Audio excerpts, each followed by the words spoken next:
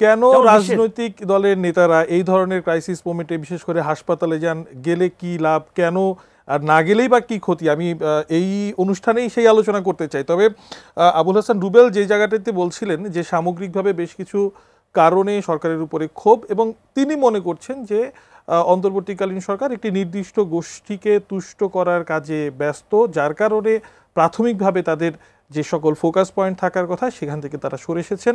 ব্যর্থতার অন্যতম একটা কারণ বাংলাদেশের রাজনৈতিক যে সকল দলগুলো আছে, আমার যেটা মনে হয় সাম্প্রতিক সময়ে কোনো সরকার এতটা বেশি সমর্থন পায়নি।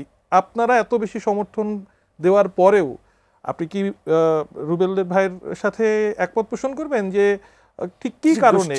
অবশ্যই এটা এই সরকার বাংলাদেশের ইতিহাসের সবচেয়ে জনসমর্থন পুষ্ট সরকার, সবচেয়ে জনপ্রিয় সরকার ছিল, এখন নাই। আমরা প্রধান উপদেষ্টার সাথে যখন মিটিংয়ে বসি পরিষ্কারভাবেই বলে আমাদের কথা শোনা লাগবে না, আপনি একটা ইন্ডিভিজুয়াল সার্ভে করে দেখেন আপনাদের পপুলারিটি কোথা থেকে কোথায় নেমেছে, এবং সেক্ষেত্রে সরকারের ভূমিকা দেখেন। একটা সরকারের প্রধানও আপনি এটাকে ডিজিটাল মব বলবেন নাকি, যে মবের শিকার, যে সে ডিজিটাল প্ল্যাটফর্মে গালি শুনে তার এই অফিসিয়াল পেজের বিবৃতি ডিলিট করে দেয়।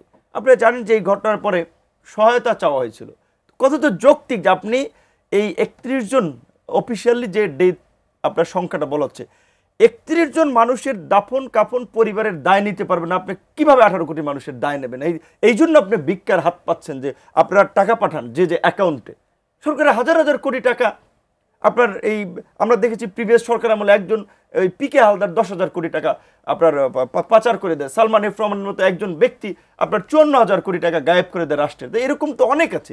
এই 11 মাসেও তো আমরা এমন আছে উপদেষ্টার বিশেষ সহকারীদেরই আপনার 350 কোটি টাকার দুর্নীতির আমরা খবর শুনেছি। একজন ছাত্র নেতাদের সাথে তাদের সহকারী আপনার এই নতুন একটা দলের নেতা আপনার এনসিপির দরবেশ খ্যাত, নতুন দরবেশ খ্যাত সালমান এফ রহমানের পরে জুনিয়র আইফোনের মতো প্রো আলট্রা, তো এইটা আপনার এই জুনিয়র দরবেশ 400 কোটি টাকার আপনার এই দুর্নীতির গল্প শুনি। তাহলে সেইখানে আপনি 41টা পরিবারের দায় নিতে পারবেন না? আপনি স্ট্যাটাস দিচ্ছেন সহায়তা চেয়ে, চাইতে পারেন, আবার ডিলিট করলেন কেন? তাহলে আপনিও মবকে ভয় পাচ্ছেন।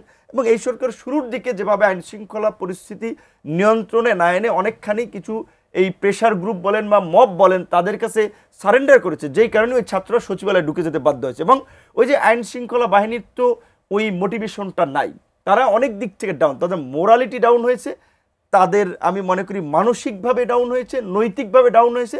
তাদেরকে বুস্ট আপ করার জন্য এই অভ্যুত্থানের পরে সরকার যে ধরনের কর্মসূচি নেওয়ার দরকার ছিল তারা তো নেয় নাই। তো যেই কারণে প্রশাসনদের ঠেকাবে, সচিবালয়ের মতো একটা সেন্সিটিভ জায়গায় তো 2-3 স্তরের নিরাপত্তা থাকা দরকার।